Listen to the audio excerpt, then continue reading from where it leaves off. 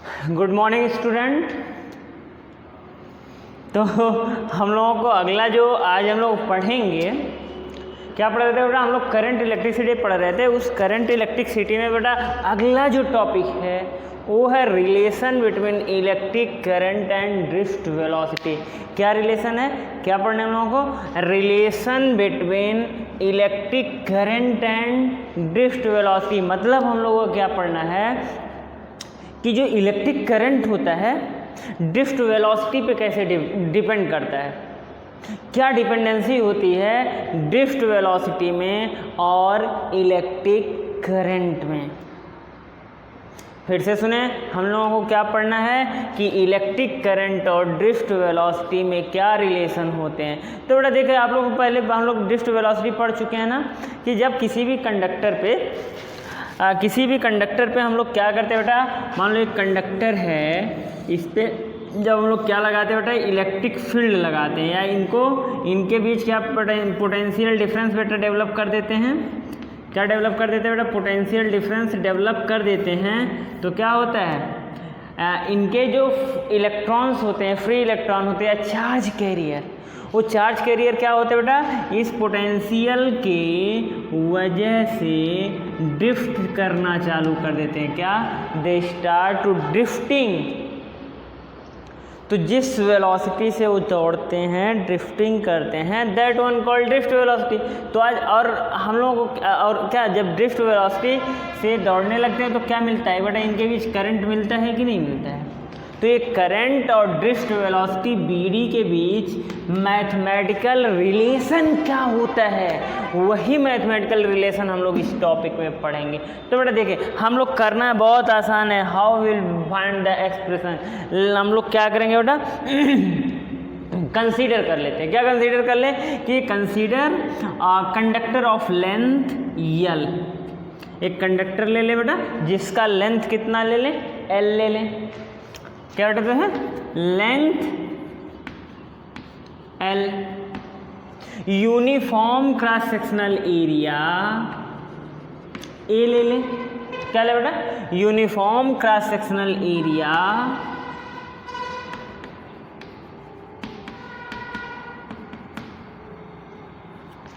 कितना ले ले बेटा? A कितना ले ले? A ले ले। तो वॉल्यूम क्या हो जाएगा? So volume of conductor. चलो बेटा बोलो, वॉल्यूम ऑफ कंडक्टर क्या होता है? एरिया इंटू लेंथ ना, A इंटू L। चलो बेटा अब देख लो, हम लोग होता क्या है, हम सबको पता है कि जितने भी कंडक्टर्स होते हैं उनके पास क्या होते हैं, फ्री इलेक्ट्रॉन होते हैं। उनके पास क्या होते हैं? फ्री इलेक्ट्रॉन होते हैं। तो हम लोग सपोज कर लें कि पर यूनिट वॉल्यूम कितना बेटा, पर यूनिट वॉल्यूम इस कंडक्टर की जो फ्री इलेक्ट्रॉन नंबरिंग है, मतलब पर यूनिट वॉल्यूम इलेक्ट्रॉन डेंसिटी कितनी है, वो n हो। ऐसे करें, क्या लिख ले बेटा, if late n be the number of free electron per unit volume.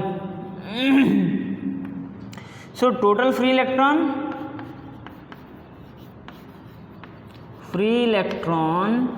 In volume AL volume बेटा, पर यूनिट वॉल्यूम कितना है? इतना है। तो टोटल वॉल्यूम AL में कितना हो जाएगा बेटा? n, suppose this is n is equal two electron density n into volume AN। कोई दिक्कत बेटा? इसको हम लोग सपोज कर सकते हैं ना। अब क्या कर ले, चले देखें अब क्या करना है बेटा। सपोज कर लो कि it take the drift velocity, if the drift velocity of electron is bd, so how much time it will take to cross the end x to y of the conductor?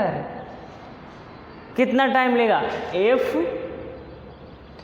vd be the drift velocity,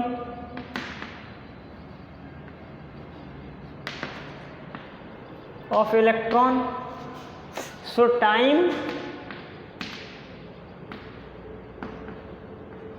taken by free electron to cross X Y length. बेटा क्या होता है, drift velocity VD is equal to can be written at distance upon time. तो distance is your L upon T. So from here T कितना आ जाएगा, इसको बेटा लेके जाएंगे, टी इज इक्वल टू कितना आ जाएगा, वी डी बाई कितना आ जाएगा बेटा, L is L R divided by V D. Suppose the equation 2। So further what you can write, अरे बेटा क्या पता, देखो ये total number of free electron कितना है, एन ए एल, और टाइम कितना मिल गया, टी। सो फ्रॉम करंट, अरे करंट की डिफिनीशन क्या होती है, करंट की definition from I is equal to Q by T. अरे आ तो गया, क्यू क्या होता है, क्यू बेटा एन इंटू ई होता है ना, होता है, और टी। चलो बेटा एन की वैल्यू यहाँ से पुट करो, तो आई इक्वल टू एन की वैल्यू यहाँ से पुट करेंगे, एन ए एल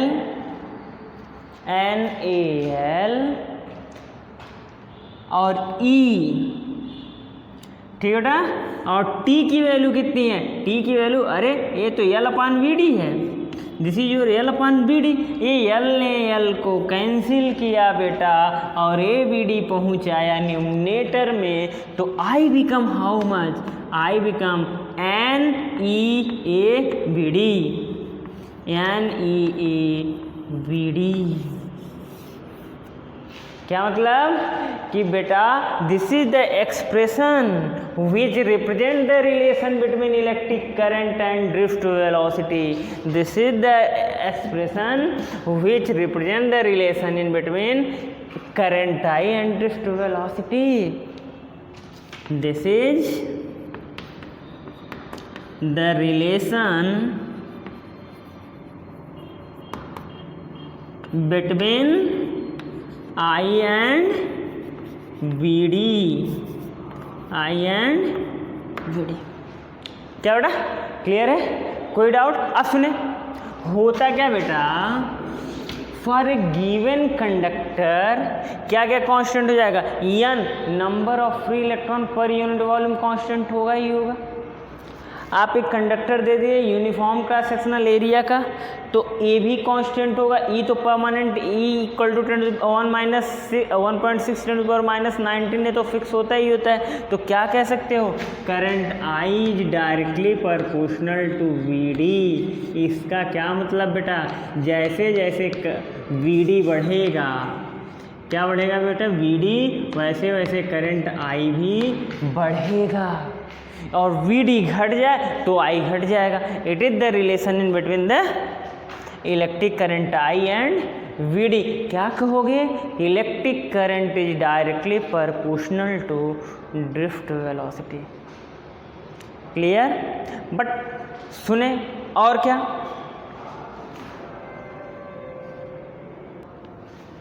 बट देखिए बेटा, मान लो कि ऐसा कोई हम लोगों के पास एक कंडक्टर है जिसकी क्रॉस सेक्शनल एरिया यूनिफॉर्म नहीं है, जिसकी क्रॉस सेक्शनल एरिया यूनिफॉर्म नहीं है, जिसमें करंट कितना आई फ्लो हो रहा है। अब तो एक आई कांस्टेंट होगा, ये तो आई बेटा आपका for a given conductor constant होगा।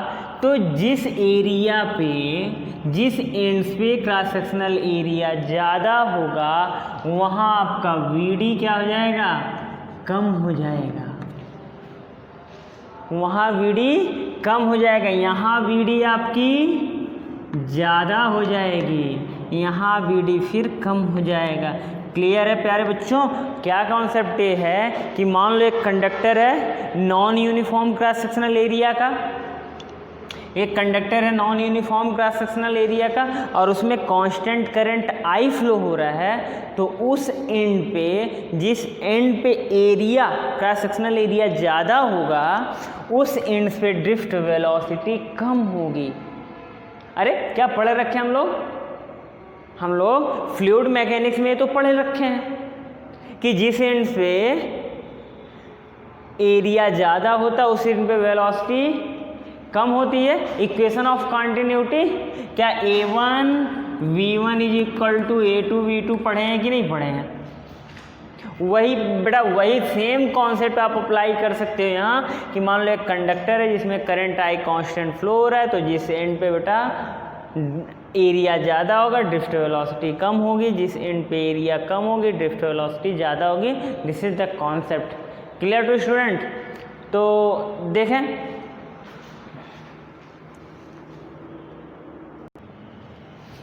अब देखो बेटा बात करें हम लोग, अभी देखा हम लोग निकाला गया I इज इक्वल टू कितना आया है NEAVD। क्या यही करंट के लिए एक्सप्रेशन निकला in the terms of drift velocity? तो बेटा further what you can right, further relation between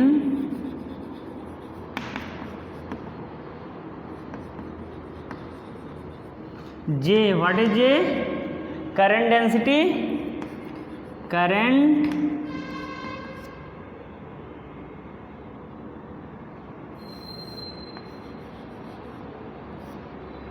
density, क्या बोलते हैं बेटा इसको? Current density and VD।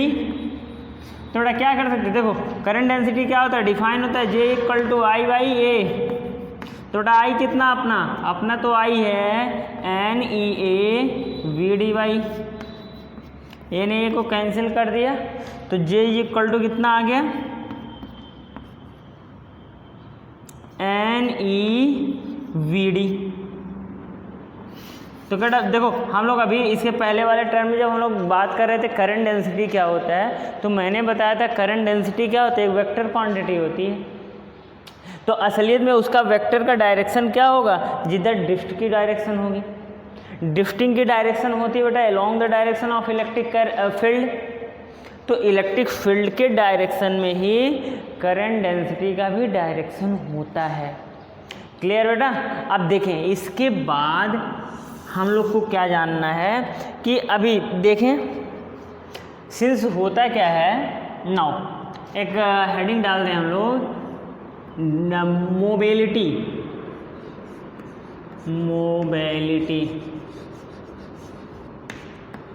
बेटा बहुत important topic mobility, most important for the board student. एक नंबर में बेटा क्वेश्चन पूछा जाता है और इसके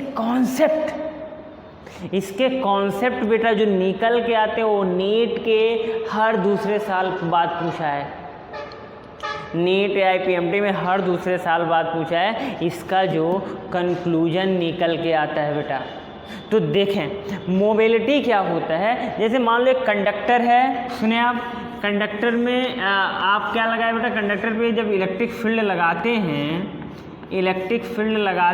E, तो क्या ड्रिफ्टिंग हो जाती है। ड्रिफ्टिंग हम लोग क्या जानते हैं बेटा, VD इक्वल टू कितना होता है E/ME इंटू टाउ E। ये क्या होता है, ड्रिफ्ट वेलोसिटी और इलेक्ट्रिक फील्ड में रिलेशन होता है ना। जब इलेक्ट्रिक फील्ड E लगाया जाता है तो इसके चार्ज जो होते हैं बेटा क्या ड्रिफ्ट करने लगते हैं। तो जो ड्रिफ्ट वेलोसिटी आती है वो क्या E equal to E tau by ME into E।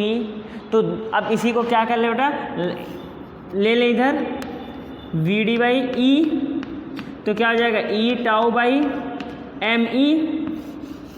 इसी को बेटा बोला जाता है, इसी टर्म को बोला जाता है मोबिलिटी। क्या बोला जाता है, मोबिलिटी। अभी और कंक्लूजन देखें, आप सुने बेटा, ऐसे समझें कि हमने क्या लगा दिया बेटा कि इलेक्ट्रिक फील्ड लगाया कितना, 2 वोल्ट मीटर की, वोल्ट पर मीटर की हमने क्या इलेक्ट्रिक फील्ड लगा लिया, जिसकी वजह से ड्रिफ्ट वेलोसिटी कितनी आ गई, VD आ गई। तो एक वोल्ट पर मीटर के लिए, 1 वोल्ट पर मीटर के लिए कितना ड्रिफ्ट वेलोसिटी आती है, इसी से डिवाइड कर देते ना, यही आ जाती मोबिलिटी। यही मोबिलिटी होती, मतलब the mobility of a charge carrier is defined as the drift velocity per unit area. कैसे बोलेंगे बेटा, the mobility of a charge carrier is defined as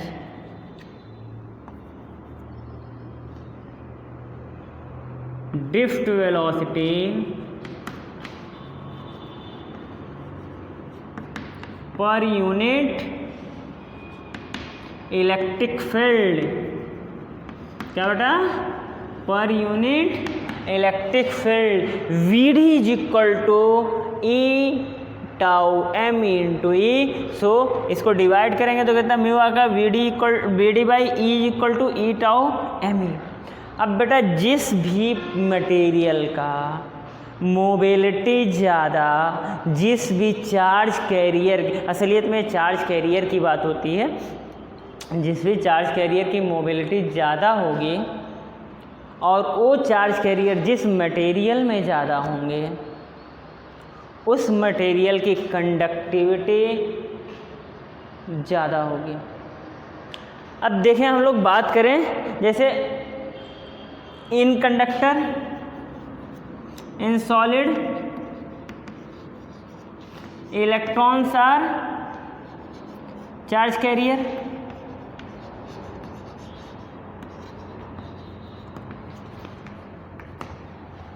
क्यों बेटा, देखो अपने जो मेटल्स होते हैं इनमें जो चार्ज को या एनर्जी को एक एंड से दूसरे एंड दौड़ाते हैं वो तो चार्ज कैरियर होते हैं। तो उसका ड्रिफ्ट वेलोसिटी कितनी हो जाए, उसकी मोबिलिटी कितनी हो जाएगी, charge carrier. So mobility of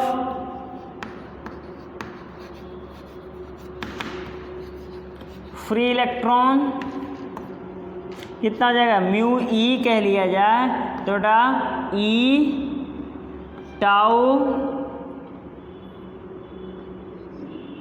E by M E. ऐसे ही बेटा हम लोग किसके लिए निकाला जाए, फॉर पॉजिटिव आयंस, यहाँ लिख दें फॉर पॉजिटिव आयंस बेटा मोबिलिटी कितनी हो जाएगी, मोबिलिटी ये देखो चार्ज तो वही रहेगा, मान लेते हैं रिलैक्सेशन टाइम भी उतना ही रहा हो तो, लेकिन मास क्या हो जाएगा, मास ऑफ पॉजिटिव आयन बेटा बदल जाएगा, mass of positive ion change हो जाएगा तो मोबिलिटी भी उसकी क्या होगी बेटा, चेंज हो जाएगी। अरे मास बदलेगा तो मोबिलिटी बदल जाएगी। क्लियर है। ऐसे देखा जाए for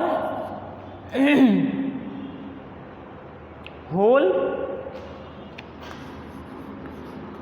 for hole in semiconductor, semiconductor का नाम सुन रखे हो ना, नहीं सुने, सेमीकंडक्टर में बेटा क्या होते हैं, होल होते हैं और फ्री इलेक्ट्रॉन होते हैं, होल होते हैं और फ्री इलेक्ट्रॉन होते हैं। तो होल के लिए देखा जाए तो बेटा म्यू एच जो हो जाएगा ये कितना हो जाएगा, ई टाउ एम एच। अब क्लियरली बेटा होता क्या है, सिंस मास ऑफ इलेक्ट्रॉन जो होता है, मास ऑफ होल कह लो और मास ऑफ प्रोटॉन कह लो या मास ऑफ पॉजिटिव आयन कह लो, सबसे कम होता है। फिर से सुने कि मास ऑफ इलेक्ट्रॉन जो होता है, मास ऑफ प्रोटॉन कह लो, मास ऑफ पॉजिटिव आयन कह लो, मास ऑफ होल कह लो, इन सबसे कम होता है। तो जब ए कम होगा तो बेटा ए वाली फैक्टर ज़्यादा होगी, मोबिलिटी ज़्यादा होगी, तो हम लोग कह सकते हैं mobility of electron is greater than mobility of hole और mobility of positive charge carrier और mobility of proton. Clear student, कोई दिक्कत? चलें इसको आप नोट करें।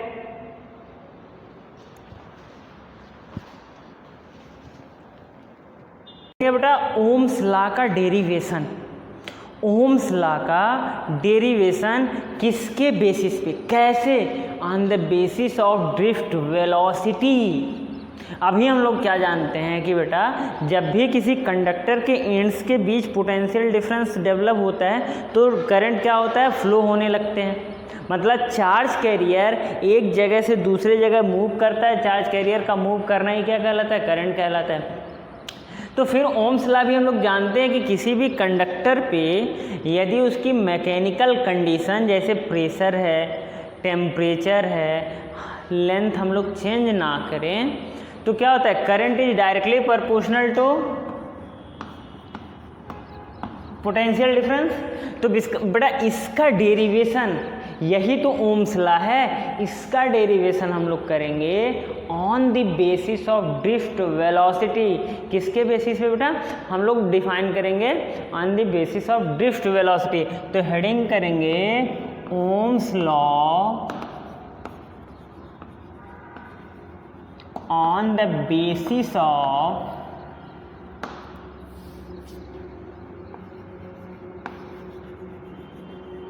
drift velocity, on the basis of drift velocity। Clear student? तो हम लोग क्या कर लें कि कंसीडर कर लें एक conductor, let us consider a conductor of length L. कितना ले लें बेटा, लेंथ एल ले लेंगे, और इनके बीच एक पोटेंशियल डिफरेंस लगाया जाता है वी, जिसकी वजह से करंट क्या दौड़ा बेटा, करंट आई दौड़ रहा है। तो इलेक्ट्रिक फील्ड डेवलप हो जाएगा बेटा is equal to V by L. तो सिंस क्या हम लोग जानते हैं, we know that current I is equal to कितना होता है बेटा, N E A V D, where A क्या है, क्रॉस सेक्शनल एरिया, और एन क्या है, free electron per unit volume, N क्या है, free electron per unit volume. E क्या है, charge of electron, charge of electron, और वी डी क्या है, ई है charge of electron, V D क्या है, ड्रिफ्ट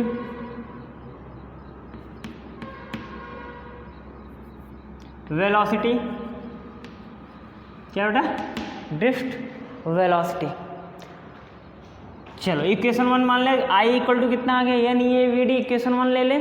आल्सो और क्या बेटा पता है, और पता ये है कि जो ड्रिफ्ट वेलोसिटी होती है, वी डी जो होती है, E into tau divided by mass of electron into E, क्या यही होता है बेटा, बिल्कुल। तो इस Vd की वैल्यू ला के यहाँ पुट कर दो, इस Vd की इतनी वैल्यू ला के इक्वेशन 1 में पुट करें तो I is equal to N E A, और यहाँ E tau by M E into E आ जाएगा। अरे हाँ ना बोलो, समझ में आ रहा है बेटा? देखो और क्या करना है, और इसको सेट करें, तो और सेट करोगे तो क्या आ जाएगा, एन ई इंटू ई स्क्वायर आ गया, ए एज इट इज रहने दे, टाउ एज इट इज रहने दे, मास ऑफ इलेक्ट्रॉन इंटू ई कर लें। चलो बेटा इक्वेशन नंबर इसको कर लें 2। और क्या जानते बेटा, और हम लोग जानते हैं इज इक्वल टू जो इलेक्ट्रिक फील्ड होती है बेटा, ये इलेक्ट्रिक फील्ड होती है पोटेंशियल पर यूनिट लेंथ। बेटा पहले चैप्टर में हमने पढ़ाया था कि जो पोटेंशियल होता है वो इलेक्ट्रिक फील्ड से रिलेटेड होता है, और E इज इक्वल टू होता है V बाई एल।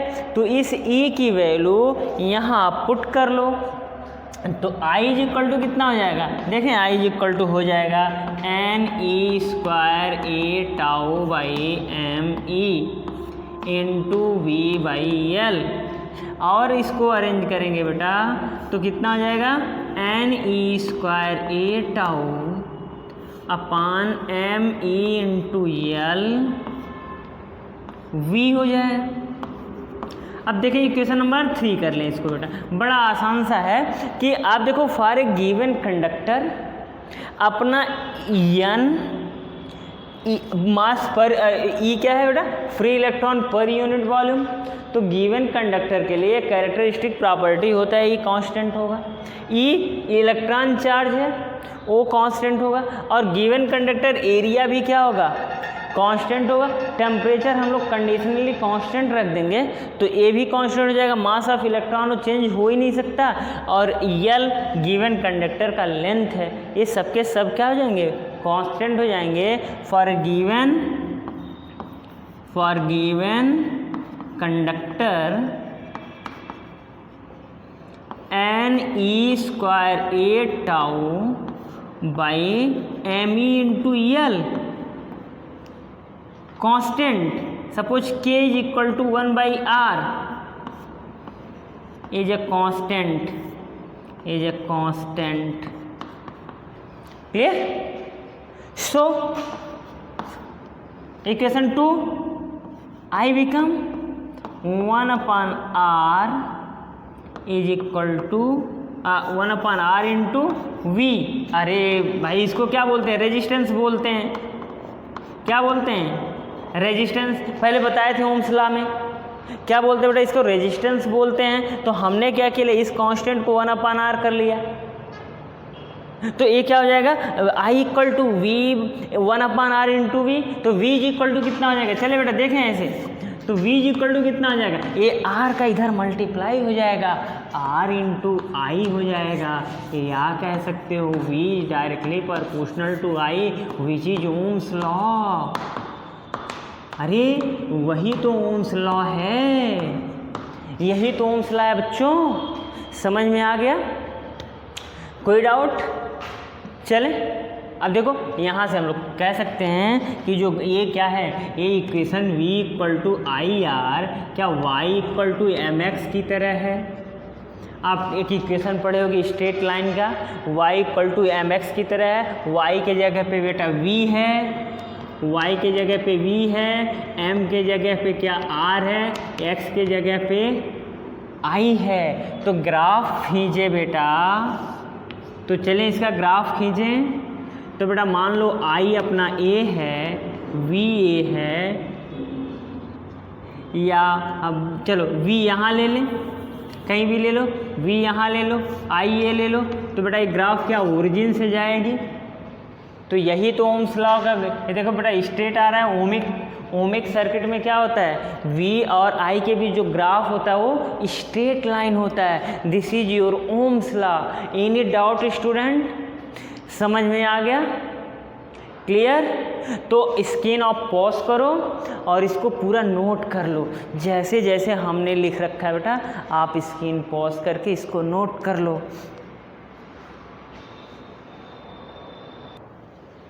अब देखो बेटा हम लोगों के पास क्या आ गया, हम लोगों ने निकाल लिया I is equal to 1 by R into V. यहाँ R वेयर R क्या है, R इज इक्वल टू है, ध्यान से देखें तो MEL mass of electron into length R divided by n square 8 tau called resistance.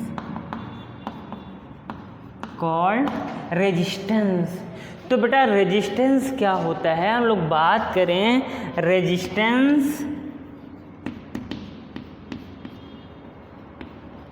And it's physical meaning. इसका physical meaning क्या है, रेजिस्टेंस क्या होता है और इसकी फिजिकल मीनिंग क्या होती है बेटा, ये हम लोग यदि बात करें तो देखो बेटा, ये V I equal to 1/r into V है कि नहीं है। हमने पोटेंशियल लगाया तो एक फैक्टर आर है जो क्या करेगा, जितना कम होगा उतना आई ज़्यादा होगा, या जितना आर ज़्यादा होगा आई उतना कम होगा।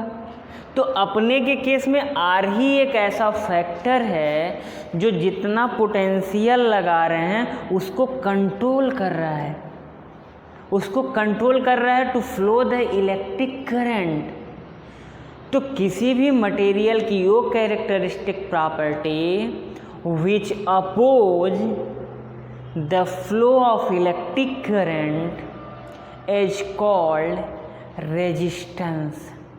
फिर से सुने, resistance of the conductor, resistance of the material is the property which oppose the flow of electric current, which oppose the flow of electric current। Clear. इसका फिजिकल मीनिंग यही है बेटा कि एक करंट के फ्लो को इनहिबिट करता है, अपोज करता है। क्लियर।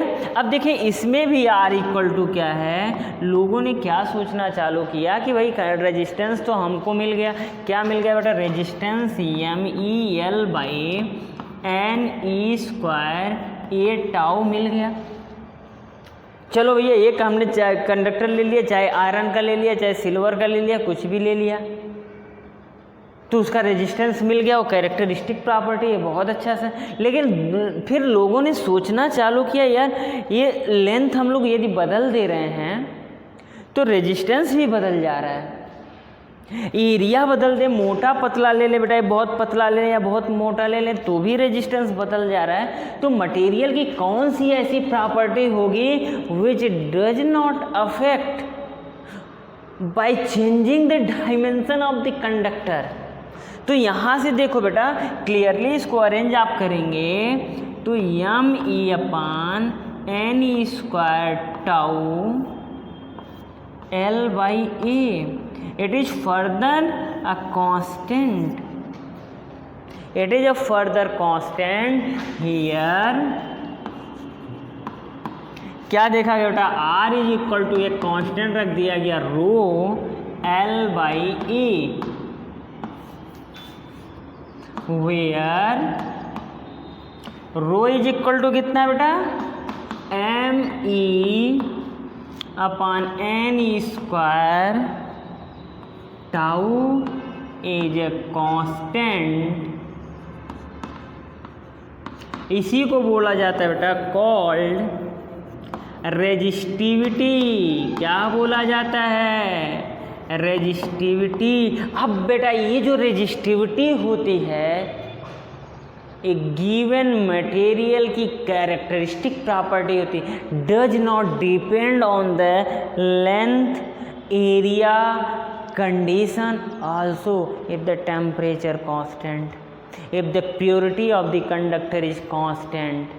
तो बेटा यही है रेजिस्टिविटी और स्पेसिफिक रेजिस्टेंस और स्पेसिफिक रेजिस्टेंस। क्लियर है बेटा।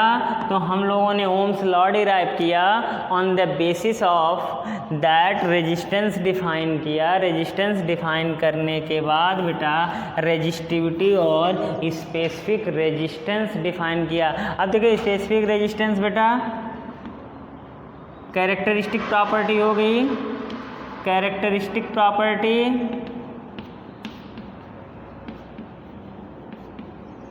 Of material, characteristic property of materials पहली, और दूसरी बेटा does not depend on,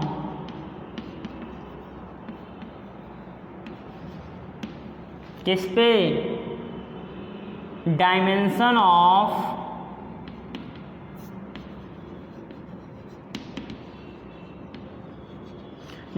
of conductor material,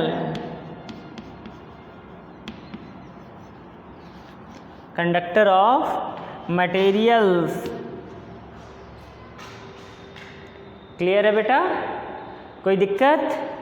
तो अब इसके बाद हम लोग अगला जो बात करेंगे बेटा वो होगी हमारी आपकी बात temperature dependency of the resistance and resistivity की। ओके।